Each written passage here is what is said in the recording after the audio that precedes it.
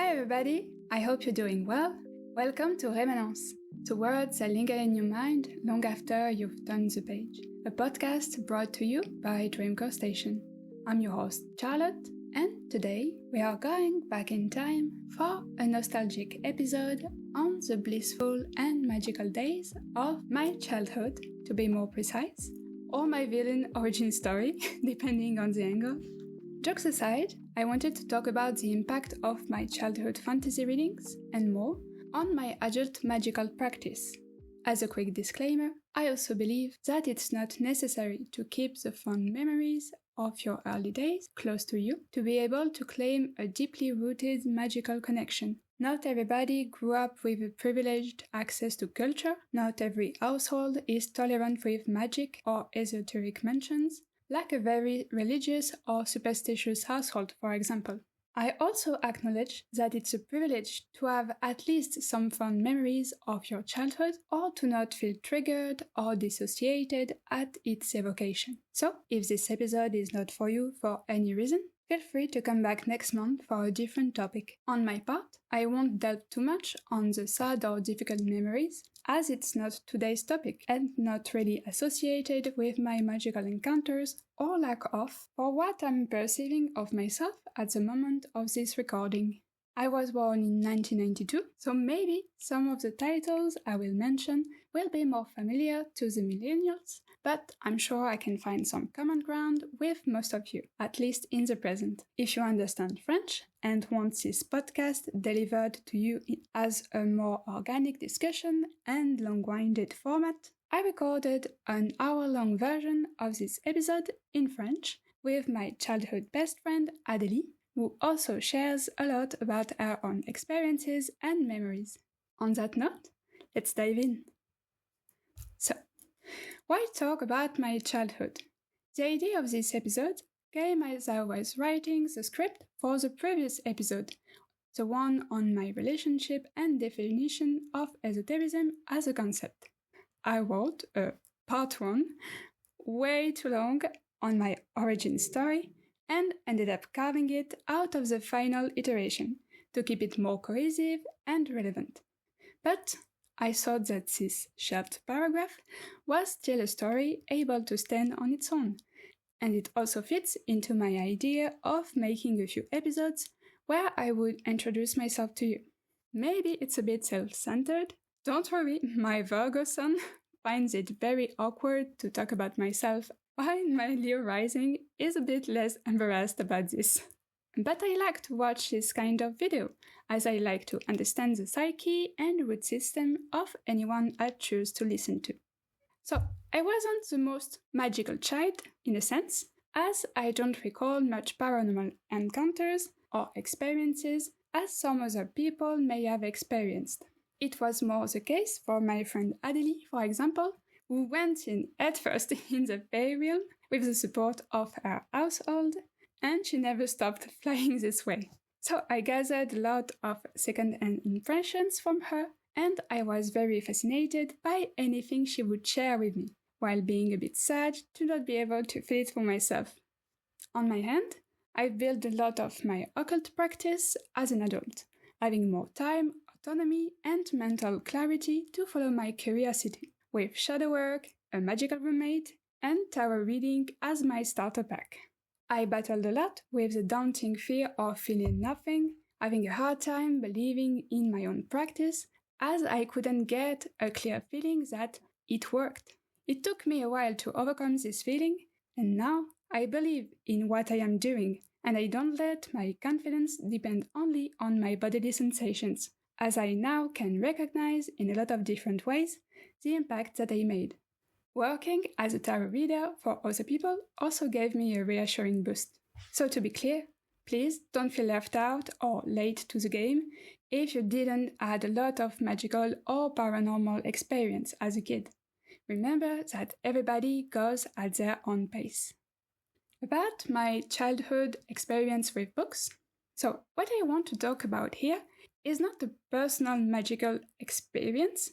As I said, I didn't add much, but I wanted to talk about the books that had a major influence on my psyche and on my way to relate to esotericism, for sure. As a 90s kid, while this whole generation grew up in drastically different conditions depending on how tech-savvy the parents were, I myself grew up in a pretty restrictive and analogical household regarding the medias I could have access to. With a loose background of Christianity not really observed, there were a lot of channels or TV shows deemed too improper for a child to consume, mostly live-action shows with adult characters, action or violence. Kissing scenes were also a no-go, and any sign of queer characters were the signal that the show was full of depravity and consequently banned. I didn't really have access to the TV anyway because we lived in the house of my grandmother, retired, grumpy, and very keen on reminding me and my mother at any moment that we were generously allowed to live on her property, as long as we didn't make ourselves too visible in the main living space. So, no TV time for little me, except on the weekends maybe, and no computer, as it was an expensive rarity at the time. Except for when other kids were reenacting the last episode of their favorite show on the playground, the main one being Power Rangers, or Charmed, if Adelie was leading the play. I didn't really felt the loss, as I was well equipped with lots of books. As an only child, with part-time little sisters every other weekend, I grew up accustomed to entertain myself in the less noisy way possible as to not disturb the peace of the dragon elderly. So, with books and dolls or figurine play. I'll keep it short on the doll play part, as it was typical child behavior, creative, overly dramatic, and nonsensical in the best ways.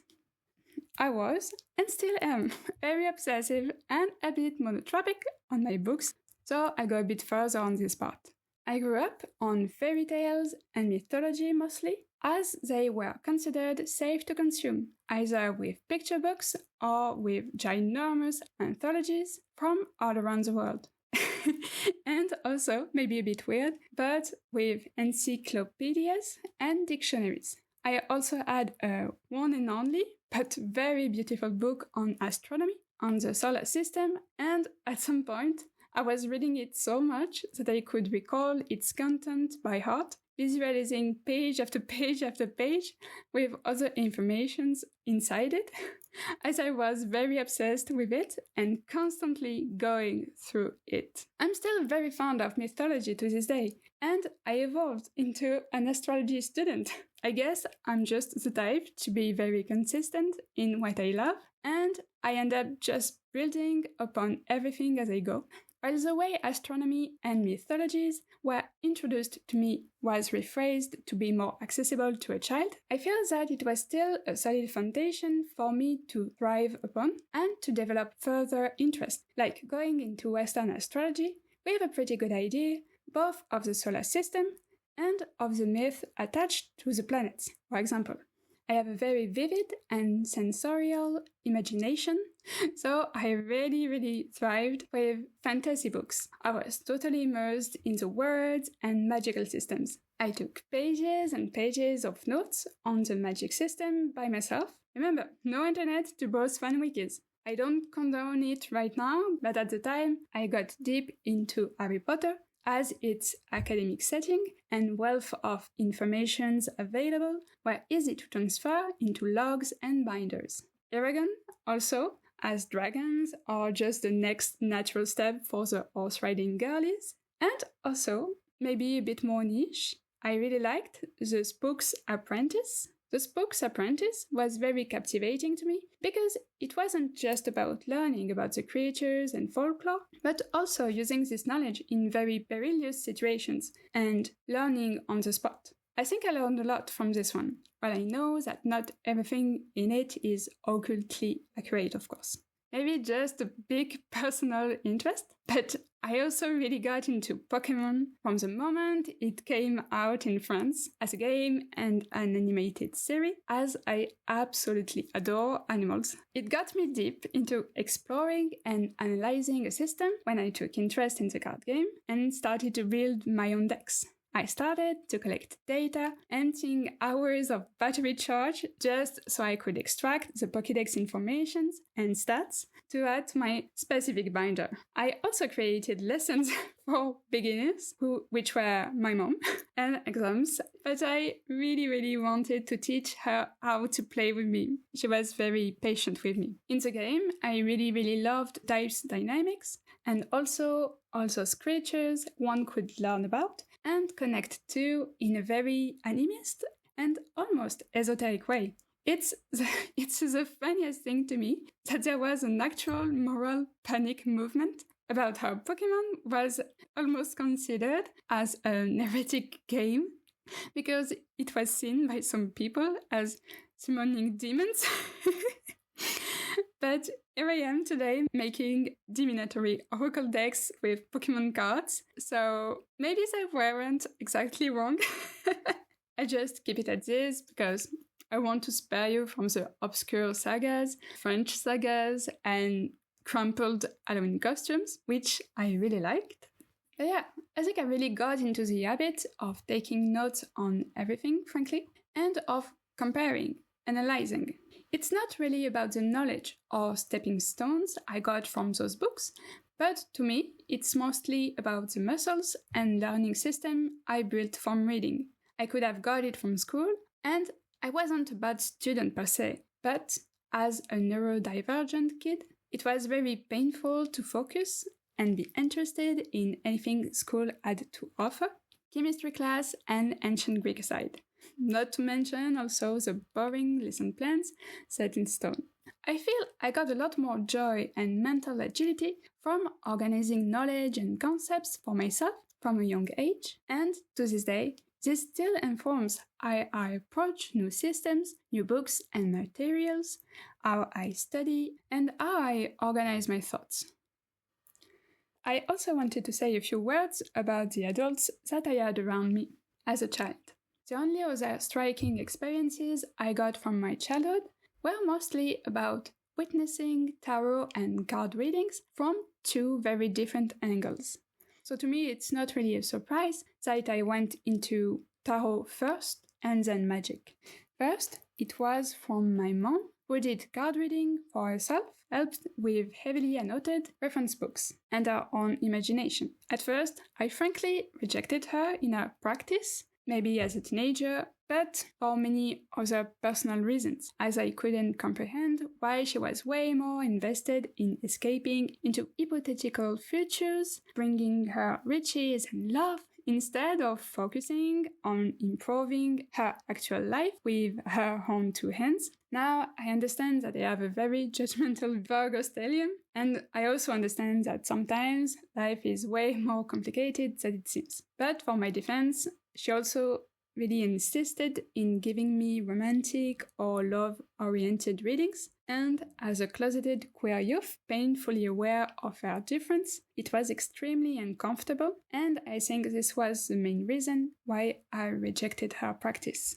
But, on the other hand, my grandmother, on my father's side, was also doing card reading, but in a way more extroverted way, as an established professional, booked by both individuals and shop owners for a great variety of reasons. She's a very sociable and intuitive person with a lot of both wacky and unbelievable life experiences, and while I also taught myself through courses and books, I think I'm leaning more and more into her way of practicing. She has taught me a lot over the years, and I'm very glad to have her by my side.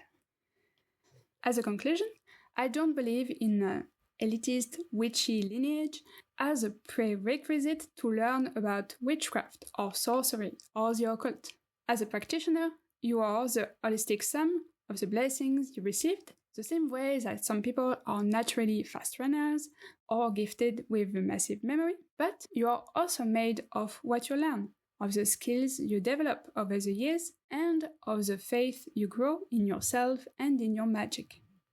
Whether you experienced magic as a child, from books or way into adulthood, it's all about if you believe in it or not. The benefits of connecting with your inner child when it's safe and healthy for you to do so are well documented and researched. not just to improve your magical practice, but also your mental health. It can help you connect with a feeling of joy and a sense of wonder that you may have lost as an adult. It can help you to reduce the gap and porosity between the severe reality and different planes of existence, where everything is possible, which is, in my opinion, one of the best magical tools you can ever possess, as it allows your creativity to flow and helps you extend the realms of possibilities you could access to and benefit from. Well, that's it for today. Can't wait to hear about your own childhood stories and about your favorite books, about your weirdest experiences. I hope that you enjoyed this episode and that it left you dreamy and remembering all the good stuff. If you liked this episode, please consider to like it and share it with a friend, comment on your experiences, and subscribe to this channel for more esoteric content, both like this one and widely different, as I'm very eclectic in what I share in this space. I wish you a wonderful day, and I hope to see you again soon. Bye!